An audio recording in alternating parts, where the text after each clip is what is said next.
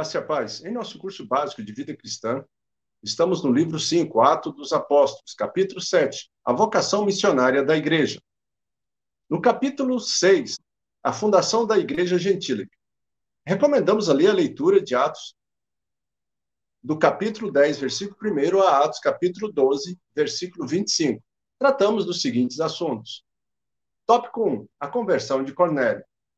Qual o nome do primeiro gentil a receber a mensagem do evangelho e qual foi a explicação que Pedro dá em sua defesa perante a igreja em Jerusalém? Tópico 2, perseguição e dispersão da igreja. Qual a primeira cidade do Império Romano alcançada pelos discípulos de Jesus? E qual o propósito da perseguição de Herodes contra os discípulos? E no tópico de hoje, tópico 1, a primeira viagem missionária de Paulo. Recomendamos aí aos irmãos a leitura de Atos, no capítulo 13, do versículo 1 a Atos, capítulo 15, versículo 35. Amados, a terceira e maior etapa do desenvolvimento do evangelho e da igreja nos é apresentada a partir do capítulo 13, até o último capítulo desse livro. Assim, no estágio primitivo, o movimento cristão centralizou-se em Jerusalém, como nós vimos, e assumiu um caráter judaico, ok? Os discípulos, então, sentiam-se em casa, no templo, na sinagoga, e continuavam a viver como judeus, e eram vistos como aqueles que estavam formando uma nova seita no seio do judaísmo. Na segunda fase do movimento, foi inaugurada pelos helenistas, liderada de início por Estevão e Filipe. Então seguiram ali as pegadas destes uns varões de Chipre e de Cirene, cujos nomes não são citados. Saulo e outros mais que foram fincando estacas, abrindo novos rumos. Os judeus e os 12, nessa fase, apenas permaneciam como espectadores, observando os acontecimentos e o agir de Deus. Nesse período, o cristianismo começou a afirmar seu caráter espiritual e a lançar os primeiros frutos do seu trabalho em fazer o evangelho conhecido universalmente. Com isso, começaram a cair as barreiras que separavam os povos. Né?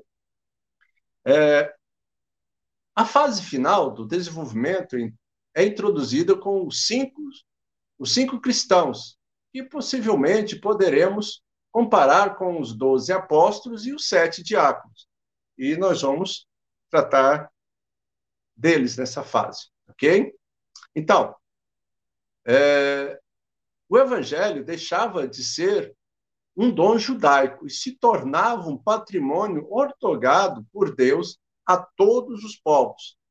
A igreja adquirira uma visão global da vontade de Deus, que era de tornar conhecida a todas as nações, tribos, povos e línguas a vontade salvadora de Deus. E tinha um ponto positivo muito, muito bom nessa época. As estradas romanas, nós já falamos um pouco delas na aula passada, eram boas e geralmente seguras para viajar durante o dia. As viagens, na época, eram mais fáceis do que jamais havia sido até então.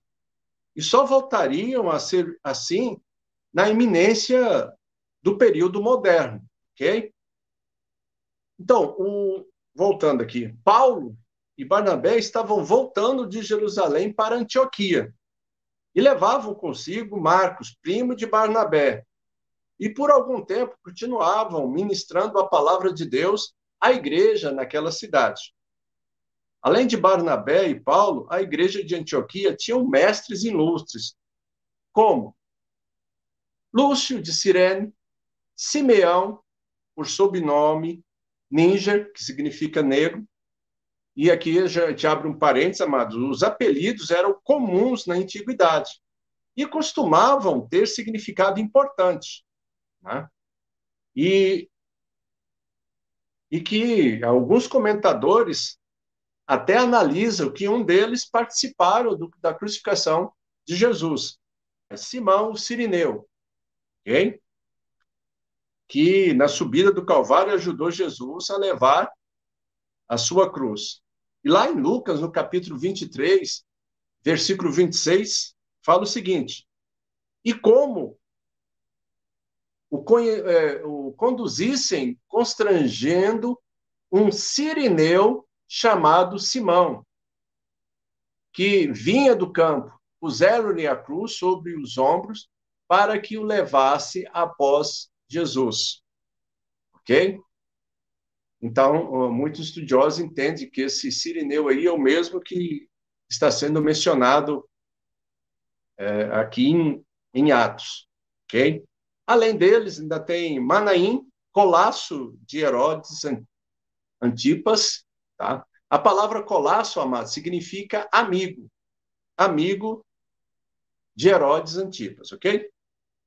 Todavia, ali, o Espírito Santo tinha outra obra a realizar, pelo que disse a igreja de Antioquia, e possivelmente aí através de um daqueles profetas que estavam por ali, que separasse Barnabé e Paulo para o trabalho a que o tinha chamado.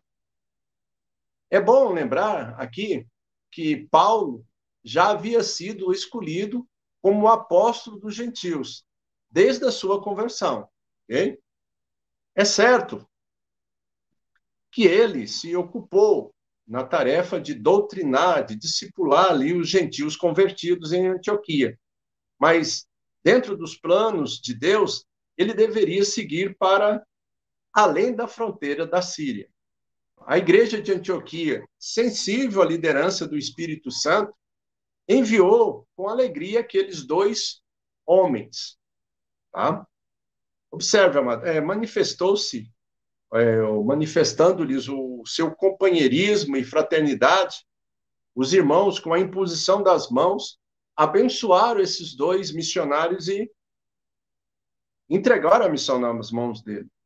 Marcos partiu com eles como cooperador, e a eles serviu bem, pelo fato de possuir melhor conhecimento do Evangelho.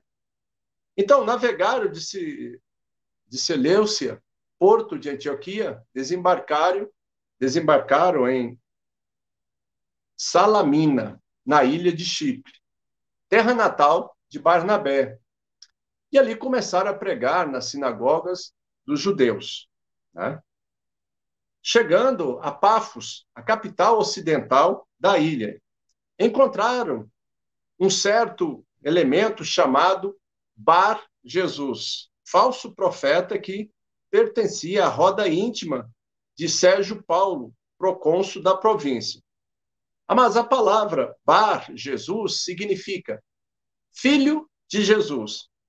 Então, essa terminação Bar, ela significa, quando você encontra ela no Novo Testamento, significa filho. Okay? Então, filho de Jesus. Então, Bar Jesus era o guia espiritual de Sérgio Paulo. E, temendo perder a sua posição junto ao procônsul, procurou levar o procônsul a desacreditar a mensagem que Paulo pregava.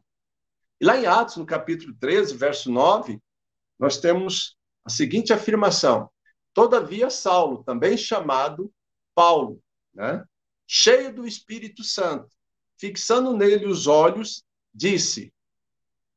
Amados, antes de nós passarmos o que Paulo falou, observe, era comum os cidadãos romanos terem 3 nomes. Então, como cidadão, Saulo tinha um cognome romano, que era Paulo. E Paulo significa pequeno, dado ou às vezes herdado no nascimento. Eu quero que vocês entendam isso. E não na conversão. Né? Então, Paulo não passou a se chamar Paulo com a conversão, mas ele já tinha esse cognome, tá? Porque muitas pessoas supõem que assim, ele era Saulo e depois que se converteu foi transformado em Paulo. Na realidade, não é bem assim, né? Em razão disso, disse o apóstolo Paulo aquele falso profeta. Agora nós voltamos aqui. Lá em Atos, capítulo 13, versículo 10 ao 12. Filho do diabo, cheio de todo engano e de toda malícia, inimigo de toda a justiça, não cessará de perverter os retos caminhos do Senhor? Pois agora, eis aí, está sobre ti a mão do Senhor, e ficarás cego, não vendo o sol por algum tempo. No mesmo instante, caiu sobre ele névoa e escuridade. Então, o procônsul, vendo o que sucedera, creu maravilhado, né? Com a doutrina do Senhor. Aí, de Chipre, a comitiva missionária atravessou de navio para a Ásia Menor, local que marcaria o início da nova fase da expansão da igreja primitiva. Então, tendo chegado em Perge, na Panfilha, Marcos decidiu abandonar a Barnabé e a Saulo, voltando para Jerusalém. Então, Marcos ele não aguentou a, a, a peregrinação missionária e resolveu retornar. É interessante nós frisarmos isso aqui agora, porque mais na frente nós vamos ver algo que traz isso à tona novamente, né? Quando Marcos resolve voltar novamente na segunda viagem. Deu alguns probleminhas lá, mas isso não vamos deixar mais para frente. Assim, sem a companhia de Marcos, ambos se dirigiram para o interior, chegando a Antioquia da Pisídia. Nós vimos lá que Seleuco, em homenagem ao pai, ele fundou várias cidades e colocou o nome delas de Antioquia. Tá? Então, essa Antioquia da Pisídia, nós temos que tomar cuidado para não confundir com a Antioquia da Síria.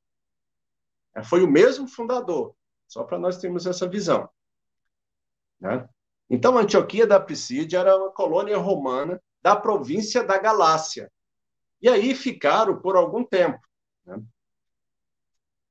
Nessa colônia, Paulo e Barnabé pregaram por vários sábados seguidos, tendo como resultado a decisão por Cristo de grande número de gentios. Daí só saíram após sofrer a oposição dos judeus incrédulos. Okay? Então, saindo de Antioquia da Pisídia, foram para Icônio, onde tiveram uma temporada abençoada com a salvação de muitos judeus e gentios, mas foram obrigados a deixar a cidade sob intensa perseguição. Mais uma vez, a perseguição começa a acompanhar os missionários. Chegaram à Listra de Derbe, cidade da Licaônia, uma região da província da Galácia, ainda dentro da Galácia. Ok? Lá em Atos, no capítulo 14, versículos 19 e 20, temos a seguinte afirmação: sobrevieram, porém, judeus de Antioquia e Icônio, e instigaram a multidão a apedrejar a Paulo. Arrastaram-no para fora da cidade, dando por morto. Rodeando, porém, os discípulos, levantou-se e entrou na cidade. No dia seguinte, partiu com Barnabé para Derbe. Mas observe, vamos analisar o apedrejamento. O apedrejamento judaico era uma pena adequada para as pessoas que praticavam o crime de blasfêmia. No entanto, o apedrejamento também era uma forma mais comum de violência coletiva urbana no mundo gentílico. Né? O fato de Paulo não somente sobreviver a um apedrejamento, mas também ser capaz de levantar e andar depois desse evento, nós devemos entender como um milagre, ou seja, a mão de Deus estava sobre ele, guardando e livrando, né? Porque os fatos mostram isso. Então, depois de realizarem ali a obra do Senhor, e fundarem outras igrejas, voltaram por Listra, Icônio e Antioquia da Pisídia, encorajando os discípulos, dizendo-lhes: por muitas tribulações, nos importa entrar no reino de Deus. Atos capítulo 14, versículo 22, a parte B. E consolidando as novas igrejas com a designação de presbíteros, que são pastores, né? Em cada uma delas. Seguindo depois para o litoral, iam pregando o evangelho por onde passavam, até alcançarem a cidade portuária de Atália, onde embarcaram com destino a Antioquia da Síria. Em Atos, capítulo 14, versículo 26, diz: donde tinha sido encomendado a graça de Deus para a obra que já haviam cumprido. Admite-se, amados, que entre a partida e a volta, esta primeira viagem missionária de Paulo deve ter durado mais ou menos 5 anos, mais ou menos de 45 a 50 depois de Cristo. Né? A primeira dificuldade que surgiu na igreja foi causada pelo seu crescimento rápido. Milhares de gentios foram trazidos para o seio da igreja, através do ministério de Paulo. E já que a liderança da igreja era dominantemente de judeus, a questão do relacionamento entre os gentios e a lei judaica logo teria que surgir ou acontecer. Ok? Então, as igrejas fundadas por Paulo e Barnabé durante sua primeira viagem missionária são as da Galácia. Nós já havíamos falado, mas não custa nada nós relembrarmos. As quais Paulo dirigiu a carta que hoje nós conhecemos, carta à Galácia, ou aos Gálatas, né? Não muito depois de ter deixado aquelas igrejas, surgem uma crise de ordem doutrinária no meio delas. Né? Então, essa crise foi provocada pelos judaizantes. Mas entendo, os judaizantes, eles eram judeus convertidos ao cristianismo, mas que queriam manter os costumes e a lei de Moisés. Ok? Então, entenda esse ponto que daqui a pouco a gente volta nele e explica mais. Então, essa crise foi provocada pelos judaizantes, que ensinavam os gentios convertidos da seguinte maneira: se não vos circuncidardes, segundo o costume de Moisés, não podereis ser salvos. Atos, capítulo 15, versículo 1, a parte B. Então, entenda isso. Nem todos os cristãos judeus concordavam com Paulo de que o novo concerto se estabelecera pela fé, mas sim pela circuncisão. Tá? Então ensinavam então que para serem salvos, os gentios precisavam ser circuncidados, né? De acordo com os ensinos de Moisés. Tendo tomado conhecimento desse fato, Paulo, que se achava em Antioquia, na Síria, escreveu-lhes uma carta urgente, na qual logo de início mostra o seu desagrado diante do que estava ocorrendo. Gálatas, capítulo 1, versículo 6. Admira-me que estáis passando tão depressa daquele que vos chamou na graça de Cristo para outro evangelho. Olha, entre mentes aqui em Antioquia, era intensa e frutífero o trabalho da missão gentílica, né? Igrejas estavam se estabelecendo e, por conseguinte, o partido judaico, preocupado com a fidelidade dos ensinos mosaicos, organizou acurada campanha nas igrejas da província da Galácia, bem como na igreja de Antioquia, principal força do cristianismo gentílico. Nós já havíamos falado sobre isso. Em Gálatas 2, versículo 11, diz: Quando, porém, Cefas veio a Antioquia, resistiu-lhe face a face, porque se tornara repreensível. Observe, amados, a complicação aqui. Os judaizantes fariam prevalecer o seu ponto de vista com tanto vigor que até Pedro, que estava em Antioquia nesse tempo, foi induzido a uma discussão com Paulo que fez contrário a tudo aquilo. Embora Pedro buscasse justificar a atividade sobre o fundamento de ser conveniente, esta foi, de fato, um fato lamentável. Né? Foi um efeito lamentável. Até Barnabé estava decidido a seguir o exemplo de Pedro. Né? Paulo, então, encarou o problema com energia, acusando francamente a Pedro de dissimulação. Sua repreensão produziu salutar efeito.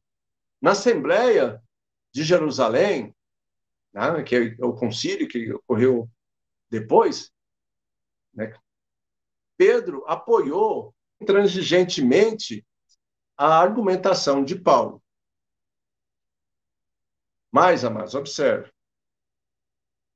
Mas o problema levantado pelos judaizantes continuava de pé e tinha que ser resolvido para evitar risco da igreja ser dividida, logo no início, em dois corpos, um judaico e outro gentílico. Né? Então, para ajudar na solução de tal grave problema, a igreja de Antioquia enviou representantes seus aos apóstolos anciões de Jerusalém. E ocorreu ali realizar o concílio de Jerusalém. O assunto foi discutido amplamente, apesar dos argumentos do partido judaizante da igreja, o peso da influência de Pedro, apoiado por Barnabé e Paulo, que narraram as bênçãos de Deus sobre a missão gentílica, prevaleceu, na graça de Deus. O fato de a notícia da conversão dos gentios ter produzido grande alegria a todos os irmãos favoreceu de modo especial a posição de Paulo e Barnabé naquela assembleia. Né? Então, por fim, Tiago levantou a mente à assembleia a resolver o problema satisfatoriamente e a escrever às igrejas afetadas pela doutrina judaizante, uma carta explicando a decisão tomada naquela assembleia. A carta tinha o seguinte teor: Atos capítulo 15, versículo 23. Os irmãos, tanto os apóstolos como os presbíteros, aos irmãos de entre os gentios em Antioquia, Síria e Cilícia, saudações. A saudação, geralmente, é um padrão das cartas greco-romanas. As palavras deixam claro que se trata de uma carta circular. Ou seja, quando elas chegassem ao seu destino, os presbíteros deixados na direção de cada uma das igrejas, além de ler essa carta, ele reescrevia essa carta e enviava para as outras igrejas da região. Ok? Então, ela tinha essa função, a ser copiada e circulada pelos mensageiros nessas diferentes regiões. Ok? E para nós encerrarmos aqui, Atos, no capítulo 15, versículo 24b, 25a, 28 e 29. Perturbado com palavras, transtornado a vossa alma. Pareceu-nos bem, chegados a pleno acordo. Pois pareceu bem ao Espírito Santo e a nós não vos impor maior encargo além destas coisas essenciais, que vos abstenhais das coisas sacrificadas a ídolos, bem como do sangue, da carne, de animais sufocados e das relações sexuais ilícitas. Tá? Então, esse foi o resultado do Concílio de Jerusalém, e que colocou limite à ação dos judaizantes, né? E trouxe maior também esclarecimentos para esses judeus que haviam se convertido ao cristianismo. Ok? Amados, na próxima aula, estaremos no tópico 2, a segunda viagem missionária de Paulo. Recomendamos ali a leitura de Atos, do capítulo 15, versículo 36, a Atos, capítulo 18, versículo 28. E vamos responder as seguintes questões. Qual a razão do desentendimento de Paulo e Barnabé no início da segunda viagem missionária? Qual a mensagem pregada por Paulo diante dos gregos no Areópago? Terceiro, por que Paulo sofreu oposição dos judeus em Corinto? Amém? E nós queremos deixar registrado para os irmãos, nós vamos fazer um recesso, estaremos retornando no dia 19 de janeiro, né? Essa semana é a festa do Natal, depois vem a festa de Ano Novo, e nós temos um período de campanha na igreja de 12 dias, né, da campanha Vitoriosa 2022, e então, por esses motivos, nós só vamos retornar às nossas aulas no dia 19 de janeiro. Contamos aí com a compreensão dos irmãos, pedimos que, se você tem alguma questão, alguma dúvida, não esquece de fazer os seus comentários com as suas perguntas, não esquece de deixar o seu like e de divulgar esse canal. O objetivo, novamente, só lembrando, é que cada um de nós cresça em conhecimento e graça, e que nós possamos dar razão da nossa fé. Amém? Que Deus abençoe a todos, boas festas, e até o ano que vem, na graça de Deus. Que seja um ano abençoado para todos nós.